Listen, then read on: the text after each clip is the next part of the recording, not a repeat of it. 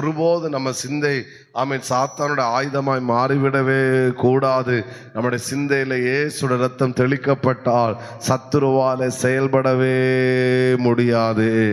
அதே நேரத்தில் நம்முடைய சிந்தை ஃப்ரெஷ்ஷாக இருக்குன்னா என்ன உண்டாகுன்னா, நம்முடைய சிந்தை தேவனுடைய பிளே கிரவுண்டாக மாறிடு. கர்த்தருடைய பிளே கிரவுண்டாக மாறும் என்ன நடக்குன்னா, அவர் நமக்குள்ள சிந்தையிலிருந்து அவர் பேச ஆரம்பிப்பார். விசுவாசம் வரும், கர்த்தர் நம்ம நடத்துவார்.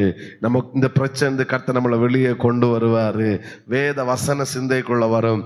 பாஸ்டர் பண்ண பிரசங்கம் உங்கள் சிந்தைக்குள்ள வரும். ஆண்டவர் இந்த வாரம் இப்படி பேசியிருக்கிறாரு, இந்த மாதம் இப்படி வாக்குத்தத்தம் கர்த்தர் கொடுத்திருக்கிறாரு.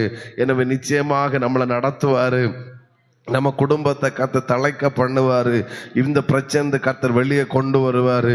நமக்கு ஒரு சமாதானமான ஒரு குடும்ப வாழ்க்கை, சந்தோஷமான ஒரு குடும்ப வாழ்க்கை கர்த்தர் வாழ செய்வாராக அப்படின்னு கர்த்தரோட பிளே கிரவுண்ட் வரும். வசனம் ஒதுக்கி ரெவலேஷன் வரும்.